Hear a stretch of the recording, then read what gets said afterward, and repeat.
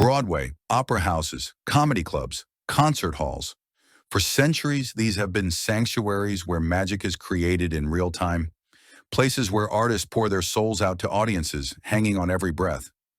But occasionally, the script takes a turn no one anticipated. For a few extraordinary performers, the stage was not just their life's work. It became the place where they took their final breath. These are the stories of 15 men and women who died doing what they loved, surrounded by the lights, the music, and the people who adored them. Mika Ben. On October 15, 2022, the Accor Arena in Paris was pulsating with energy. Mika Ben, the stage name of Haitian singer and producer Michael Benjamin, was performing alongside the legendary band Karimi for a massive reunion concert. His voice, a carrier of the joy and pain of his homeland, filled the arena. Mika Ben delivered an electrifying set, dancing and singing with infectious passion. Just as he finished his song, he turned to walk upstage and suddenly collapsed.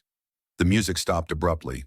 While some fans initially thought it was a dramatic flourish, panic quickly swept the stage.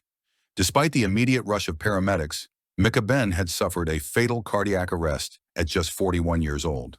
His final notes hung in the air, a farewell no one saw coming. Leonard Warren. On March 4, 1960, the Metropolitan Opera in New York City witnessed one of the most eerie moments in its history. Leonard Warren, a baritone legend, was performing in Verdi's La Forza del Destino. Mid-performance, while singing the aria Urna Fatale, Leonard Warren's powerful voice suddenly cut out. He stood still, looked uneasy, took a single breath, and collapsed.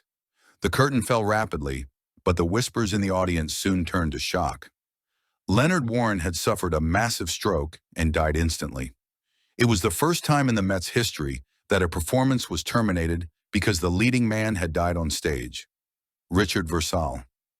The concept of dramatic irony took a horrifying turn on January 5, 1996, at the Metropolitan Opera. Tenor Richard Versal was performing in the Macropulos case.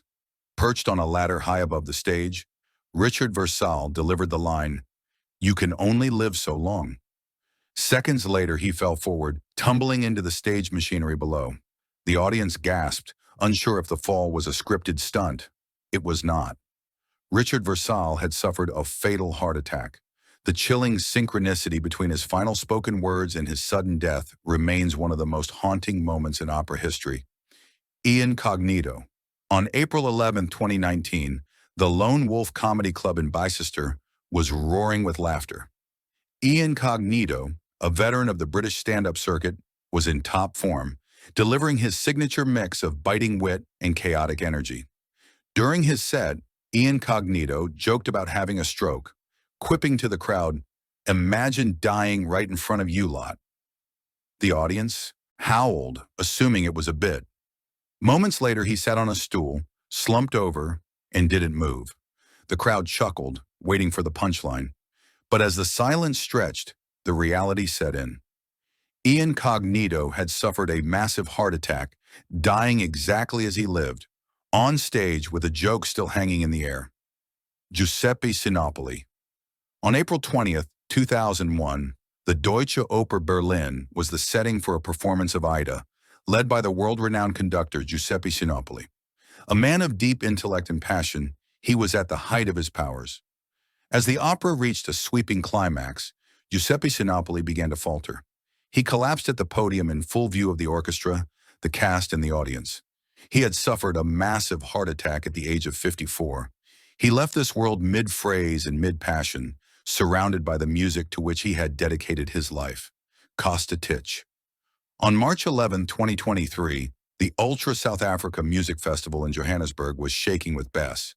Costa Titch, a rising star of the rap and amapiano scene, was delivering a high-energy set. Known for his intricate dance moves, Costa Titch was giving the performance his all when he stumbled. He managed to regain his footing and continued the show, determined to finish. Moments later, however, he collapsed again. The music cut out, and a stunned crowd watched as the 28-year-old was carried off stage.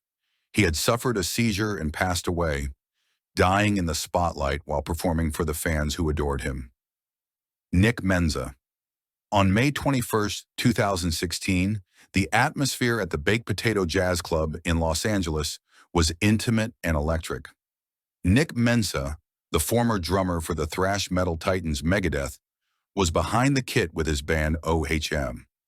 Nick Menza was known for his lightning-fast precision, but that night he was playing for a room of devoted fans rather than a stadium. Mid-song, without warning, he collapsed over his drums. Bandmates rushed to his side, but he had suffered a massive heart attack. Nick Menza was 51, and his final beat was played in the company of musicians and friends. Meatloaf. Meatloaf, born Michael Lee Aday, was a rock icon known for operatic vocals and theatrical intensity. On November 17, 2016, during a concert in Edmonton, Canada, the physical toll of his legendary performances became visible. Midway through his hit song, Meatloaf staggered, dropped his microphone, and collapsed on stage. The music stopped as the audience looked on in concern.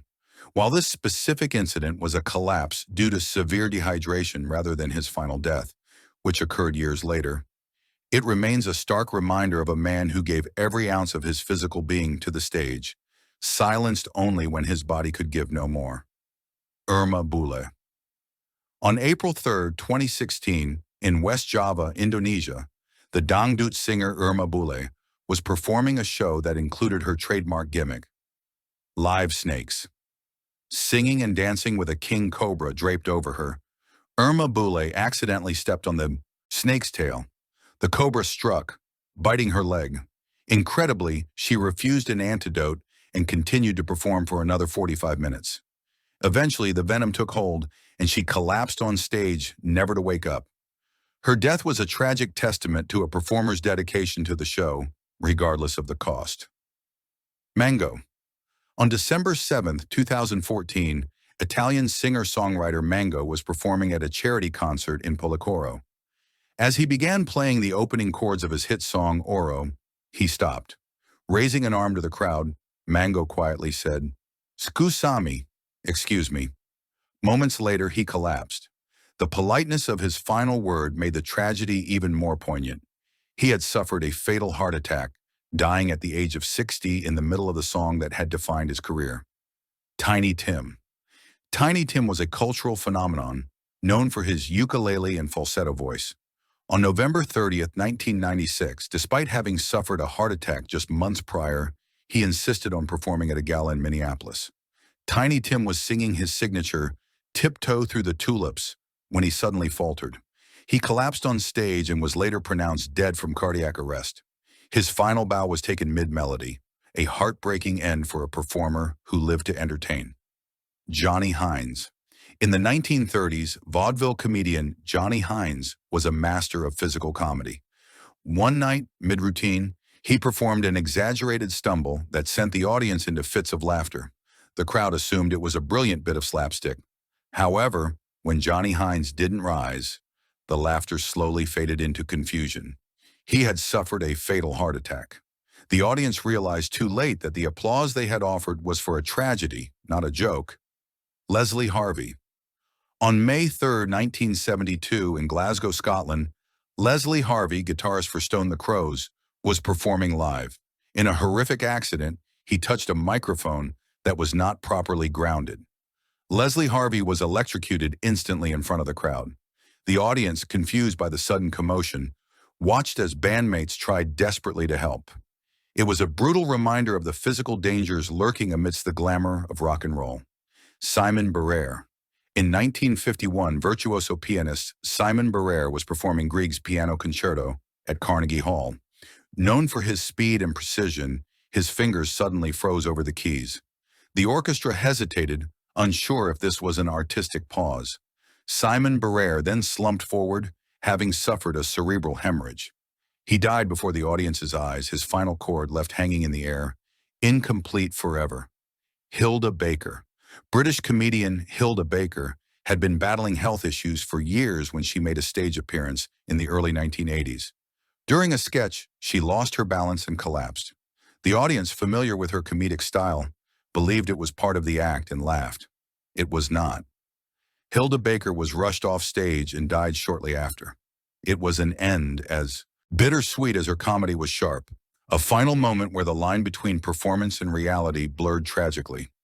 From grand opera houses to intimate clubs, these artists remind us that for some, the stage is not just a workplace, it is their home, their heart, and ultimately, their final resting place.